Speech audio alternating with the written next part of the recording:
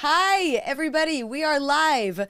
Was I caught by surprise there? I feel like I was caught by surprise. It was very smooth entry. Very smooth. Welcome, everyone. Today is, oh my goodness, November 15th. I'm Jill Simonian with PragerKids, and joining me today is Richard Lim, our chief historian and fact checker. I say fact checker, but that's not a real title. Yes, I go by fact checker. Well, resident nerd. Okay. I answer to as well. Or Researcher. geek. Actually, Marissa calls me resident geek. Oh, okay. Our CEO, Marissa, yeah. calls you a resident geek. But that's a good thing because we at PragerU, and especially PragerU Kids, with everything we create to educate kids, we want geeks. And I myself have proudly turned into a historical geek, much to my own surprise, learning about the truths. That's a personal victory yes, for me. That is. Welcome to the club. Thank you. I'm happy to be there. Richard Lim is our, I say, chief researcher, lead researcher here at PragerU Kids. And you also have your own podcast too. Yes, This American President. So if you need something to put you to sleep, just go No! check out. No, okay. Do not. You're not allowed to say that. All right. Tell us where you're from. Yeah. No, This American President. Yeah. It's a podcast that's been around for 6 years and basically started it in 2017 with a friend of mine. And we've interviewed some really cool people. So make sure you check it out. We interviewed Secret Service agents who were there when Kennedy was assassinated. We've interviewed astronauts. We've interviewed all sorts of people. You have fantastic information on there, real knowledge. And welcome to all of you. Tell us where you're from on Facebook Live or YouTube Live. Tell us where you're from. And the big question, I asked Richard to join me here today, not only to support our cause and in reminding you that you can all subscribe for free to PragerKidscom for all the educational materials you need for K through 12. That's my obligatory, it's great plug. Shameless promotion. Yes. Very valuable though. Thank you to all of our fans who always support us and give us great feedback about what you're loving most on PragerU Kids. But I asked Richard to join me here today because Thanksgiving is coming up, and I would like each one of you watching or listening right now to share with us, maybe with a hand raised or a heart or a turkey emoji or something, if your school has unnecessarily guilted its students into feeling bad or remorseful or awkward or confused about commemorating the Thanksgiving holiday. This is a trend that I can't even, if you would have told me like 10 years ago that kindergartners at various elementary schools across the country would not be encouraged or allowed to have a Pilgrims and Natives feast the day before schools let out of Thanksgiving because it was offensive, I really would have been shocked. But that's the reality now in many of our public schools and private schools. And we have this forced guilt, admittedly by school administrators, very forced, and the yes. teachers' unions, particularly, that children are not to celebrate the positive unity that Thanksgiving brought. And I want to share something with you, Richard, because I want your insight on it. I'm going to pull up right here on my screen is the National Education Association's website. And for many of you, this is one of the largest teachers' unions in the country. The NEA notoriously kept schools closed, locked down unnecessarily, despite the knowledge that we had during 2020 and particularly 2021. This is a lesson. And you can see the headline, Native Educators Say Thanksgiving Lessons Can Be Accurate, Respectful, and Still Fun. Well, okay, that's encouraging, right? Here's how. Now, I should mention that the underlying reason behind this article, of course, is to educate all of us oppressors for how we should all appropriately teach Thanksgiving. Right. That's the underlying. Well, that's the underlying theme is that if you don't do what we're saying, you're perpetuating this cycle of oppression. And I mean, they always know how to word it in a way that sounds, just you can be kind, and respectful, An ally. but really what it means is that if you don't agree with our interpretation of history, you're being oppressor, you're being rude, you're being ignorant, etc. So that that's really what that says. So. That's really what this says. Yes. So here's some things that the NEA, which may I remind you, generally speaking, the NEA is vehemently opposed to most everything that we talk about here. Oh, sure. I can say that rightfully so. So the NEA suggests, Richard, that we replace the word Indians and pilgrims with more specific names, Wampanoag and English or separatists. As responsible educators, we need to encourage our students to use more accurate terms. Now, I want to ask your thoughts on this because we do a lot of research here before we put any of our programming out, and I'm going to share with you just a few of our Thanksgiving-themed educational items so that we can all giggle how, for once in a blue moon, PragerU Kids is actually aligned with what the NEA represents. But seriously, from a historian's point of view, the word Indian has now become a very offensive word. I'm curious about your insight on that. Should we not be saying Indian? Should we be saying Indian? What's your thought? It's one of those things where I am not against being more accurate in that sense. I'm not against that. I mean, it's one of those things where, the more we learn about history, the more we can say, okay, well, there have been these kind of myths, and we can, me with myths. I like tackling myths. He loves to myth bust. I like talking about how, Betsy Ross, we don't really know. That's caused endless debate, But the thing is that there's a difference between intentionally trying to oppress people and just the natural myths that occur throughout history. And I think what you'll find is that, this is one of those things that people don't like to talk about, but the people that are screaming about mascots that are named Indians or Braves or anything like that, they're usually more the leftists and the academics that are complaining about it than, say, Native Americans. There's a reason for that. True. So it's one of these things where people are trying to speak and virtue signal for certain groups, but do they really speak for those groups? And that's the thing. I don't have any problem with, recognizing that, there's this tribe, call them by the tribe. I don't have a problem with that, but don't assume that, if this person... The thing is, with history, there are lots of misperceptions about history. Don't assume that that's an immediate attempt to oppress these people. Right. I'm Filipino. Some people have sometimes assumed that I'm, Chinese or, I do have some Chinese. When I go to China, people actually think I'm Chinese. When I go to the Philippines, people actually think I'm Chinese.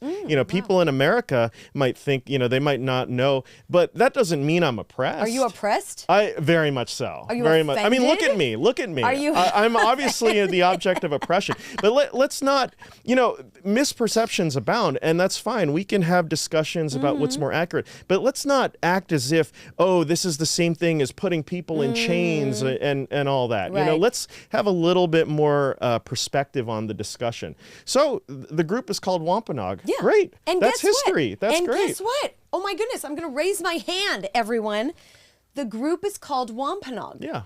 And you and I know that, and many of our viewers know that. I would say the majority of Americans know that. Yeah. And guess what we included in our Thanksgiving educational episode on craftery that so many people have, vilified for no reason. Look what I'm talking about. Let's listen. Can we listen, Cam? All right, I'm going to play it right now.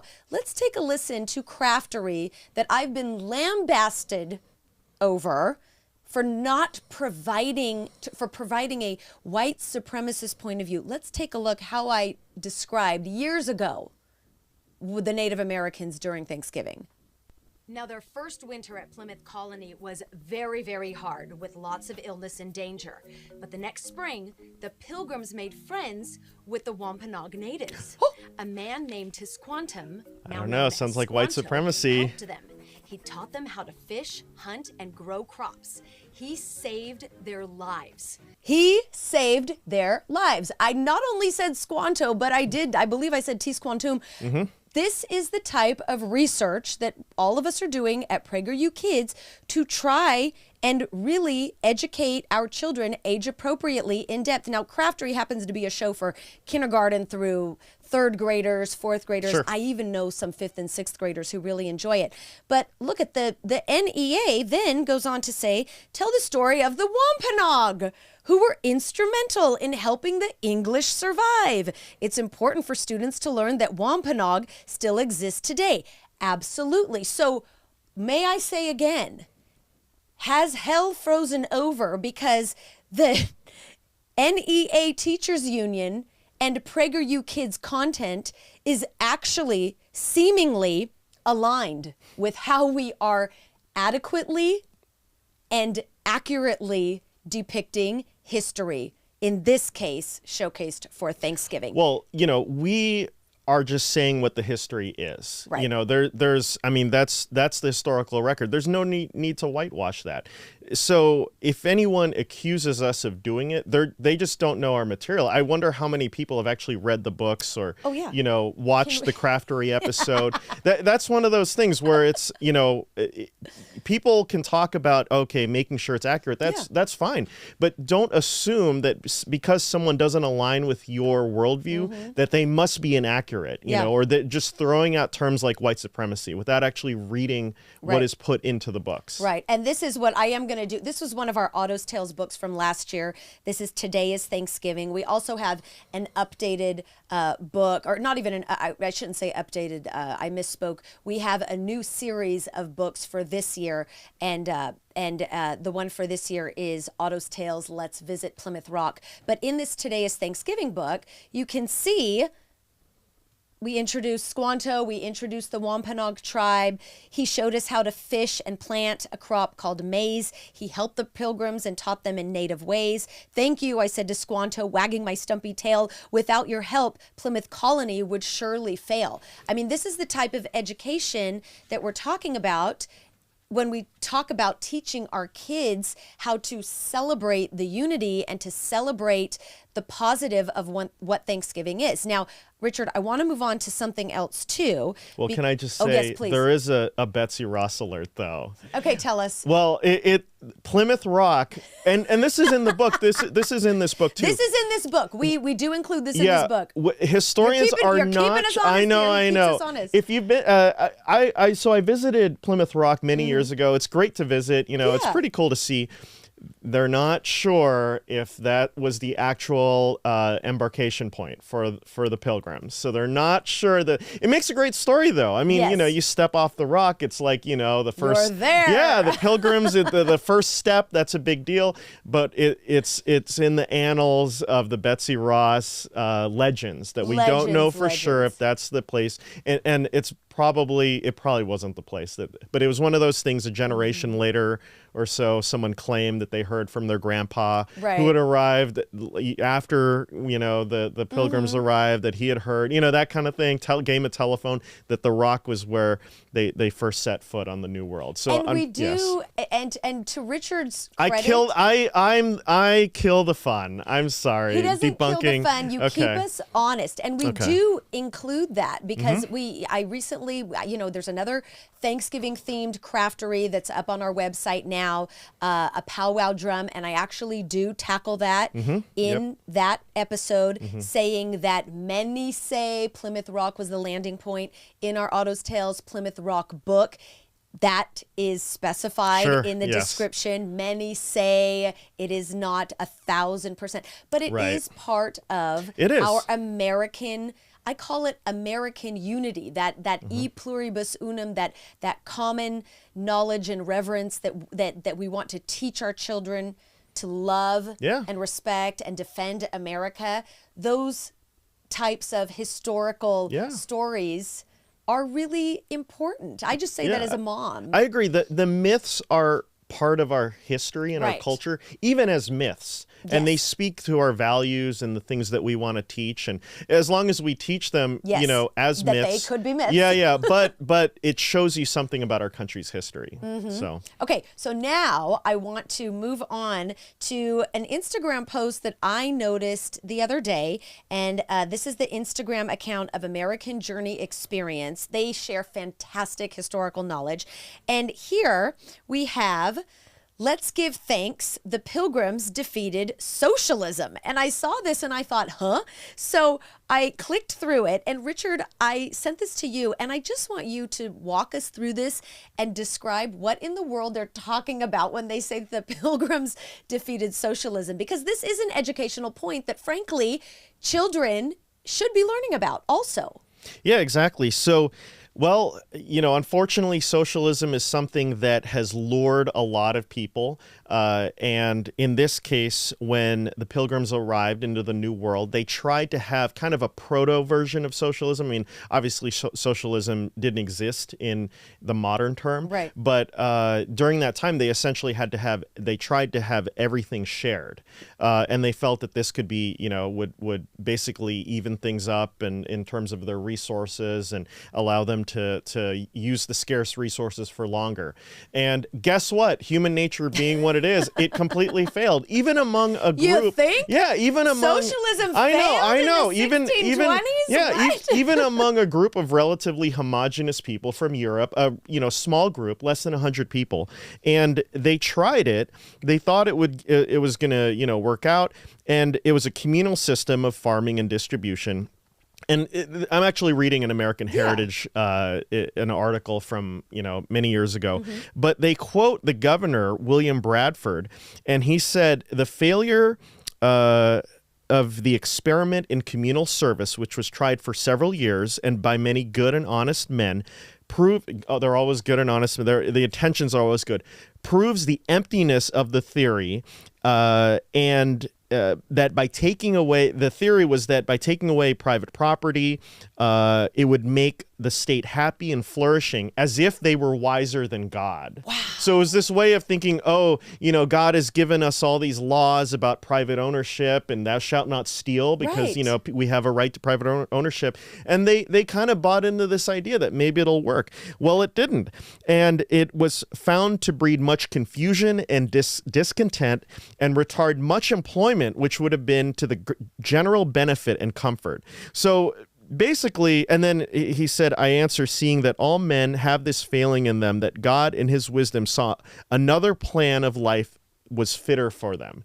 Wow. So it reaffirmed what they saw in the Bible, that, basically humans are entitled to private property. And not only is that a right, but it's the way God designed things, and that when you actually work through that system, you begin to thrive, and that's what happened. And then a year later, they have this iconic Thanksgiving celebration, which we reenact every year. Right. But it basically the whole experiment of just communal living, even within a small group of people, it failed. It failed then, and it continues to fail today. And that is something that is so important. And I've often said on these Facebook and YouTube lives, I have said how many times that through my own work here at PragerU Kids, with researching with you and discussing all of these historical things, I realize how lacking so much of my own education was regarding history. And these are all important things that, to have this experience of failed socialism hundreds of years ago, Before modern socialism right. even existed. This is something so valuable that high school kids should be learning this. Middle school kids should be learning this. I'm going to challenge you. You need to come up with, okay. Richard, I'm challenging you right now in front of everybody that we need to have some sort of an educational episode about this very topic. Maybe next year for Thanksgiving we'll have it, folks. Sure, Maybe. sure. Okay. Yeah. But Leo and Layla meet America's first socialists. William Bradford. Right? Yeah, and William crew. Bradford. But in all seriousness, I it's fascinating for me to learn about this. And these are the types of things that we continually talk about to try and include in all of our PragerU Kids shows. I want to touch on something else too. We have been accused many times of whitewashing history and presenting things as false. We've been accused of telling students that the Native Americans and the settlers always got along, which is so far from the truth. Every single episode we talk about, that every single one of my episodes, I can speak personally, that tackles Native American and settler topics, I always say the relationship between Native Americans and settlers was contentious. It was violent. It was not always good. Most of the times it wasn't good. There were fights. There were killings. That is part of our history. And for Thanksgiving time, in particular for schools, I think it is important to touch on those age appropriately in classrooms. You're not going to talk to a kindergartner the same way you talk to a 14-year-old. However, Thanksgiving, and historically the first Thanksgiving in 1621, wasn't that first experience the first peaceful time between because I read something, and I can't remember where I read it, but I read that 1621 meal, that first Thanksgiving meal where Wampanoags and settlers sat and ate together over a period of 3 or 4 days or so, was the first time that the two opposing entities, I guess, on that land had found some sort of peace to coexist. And that is worth celebrating, especially now in a time like this in our country. Yeah, the whole story of the Pilgrims and the Mayflower and Thanksgiving, first of all, in terms of historical importance, you have the Mayflower Compact, which this is in 1620. These group of separatists came to the New World, and they essentially agree on an early form of a government, which basically includes voting among a very small population. But historians look at that, even to this day, and say that was a remarkable document. It was probably the first written constitution in the New World. So that in and of itself was an accomplishment. And it showed that just the new population that was entering the New World had these kind of values, that the ideas of consent of the governed. And those things were being debated in Europe. But you take the best of the Old World and it was being implanted into the New World. And then in addition to that, you talk about conflict. The same people that love to point out conflict between the whites and the Native Americans don't like to point out the conflict between the Native Americans and the Native Americans. And so there was an alliance. Another historic milestone was that there was an alliance between the Wampanoags and the Pilgrims during that time. And that alliance, in many ways, was to protect the Wampanoag from the rival tribe, the Narragansett. Okay. I looked it up to try to learn how to pronounce you did a great job. I mean, I'm not an expert, on Narragansett culture, but nonetheless, this alliance, historians credit with essentially protecting the Wampanoag from those threats. It deterred the Narragansett from attacking them. So no one ever wants to talk about that. No one wants to talk about that when you're dealing with groups of people forget you're dealing with individuals. And yes, there were times when individuals did horrible things and, settlers killed Native Americans and Native Americans killed settlers. But every individual is different. And there were people that genuinely understood, hey, we have a shared interest. We are in this new world.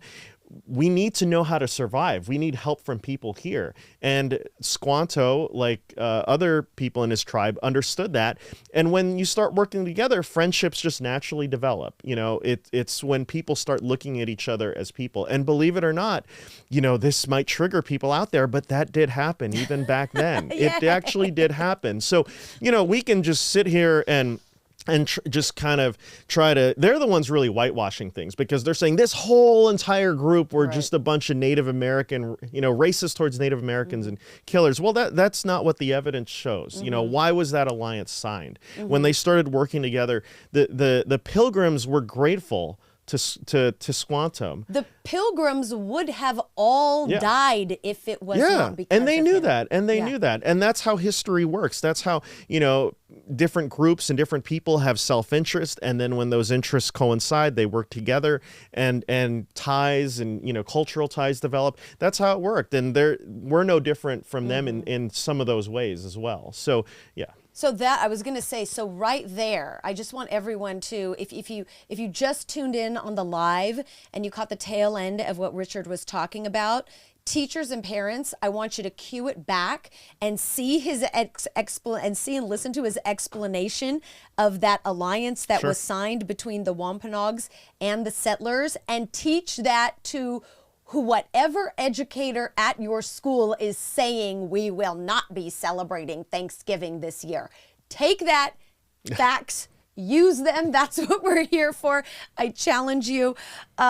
Richard, I love talking with you because you bring such light and depth to so many questions we all have about history. We have to wrap up in a couple minutes, but I do want you to briefly share something about Franklin Delano Roosevelt involving Thanksgiving, because you're very passionate about this. His podcast is This American President, and he talks about presidents, and I want you to share what you told me about Franklin Delano Roosevelt and Thanksgiving. Sure. Well, first of all, presidents and Thanksgiving, there's a long history. George Washington, his first year as president, issued a Thanksgiving proclamation. It was a document that said we should be grateful to God, specifically. Abraham Lincoln did the same thing, 1863. We started celebrating it annually at that point. Now, Franklin Roosevelt, and he was a Democrat, so you have a bipartisan consensus behind Thanksgiving. And so he would eventually officially sign the bill that would make Thanksgiving, an official holiday. That was in, I believe, 1941. In 1939, however, it was the Depression. It was several years into the Depression and near the end of his second term. 1939, he came up with this idea because FDR loved thinking he could run the economy from his bedroom, basically, and just manage the economy, that he could stimulate more economic activity if he moved Thanksgiving back a week. So to make it earlier? To make it earlier, okay. Right? Which I makes no sense to me, because all that does is just stimulate activity earlier, that would have happened a week later. It doesn't make things more, it doesn't create more activity. Right. But that's FDR economics for you. Okay. And he did it. By then he was trying to do all sorts of things and pack the court. So he basically thought he was God by then. Okay. And in 1939, he did that, and it was a complete disaster. Oh. Even Democrats thought it was a terrible idea. A lot of them did. Republicans hated it. A lot of Democrats did. And it was mocked. People's schedules got ruined. Their vacations got ruined and everything. Typical top-down policy, right? And even the Three Stooges at one point, they made fun of it. They were like, and so they called it, the joke became, they called it Franksgiving. Instead of Thanksgiving, it was Franksgiving. And so he had to retreat and move back. Oh, okay, sorry. And so he put, made it the Thursday that it is now. But again, the FDR, again, he tried to stimulate economic activity through Thanksgiving. Total disaster, didn't work. And so we have Thanksgiving, not Franksgiving. Thank you very much. I love it. Yes. And that's another episode potentially that we can develop Thanksgiving. For next Thanksgiving. Yes. We could have that education for our middle and high school students, right. I think. So when you celebrate Thanksgiving this year, just be grateful, be thankful that it's not on the day FDR wanted. Okay. So think about that. I will think about that. Be thankful it's Thanksgiving, not Franksgiving. We will. That's something to be thankful for. Yes. Oh, wow. Okay, well, if you are still wondering where you can find parents and teachers, more educational videos and magazines and books, particularly about Thanksgiving, either to help you with your own children or to help you deliver these lessons in schools, you can go to our website, and I have it pulled up on our screen right now. You can go to PragerU.com, and I believe you can click this Kids tab at the top here, and then it will get you to a search bar, and you can type in Thanksgiving, what I've done, and it'll pull up all the Thanksgiving content that we have.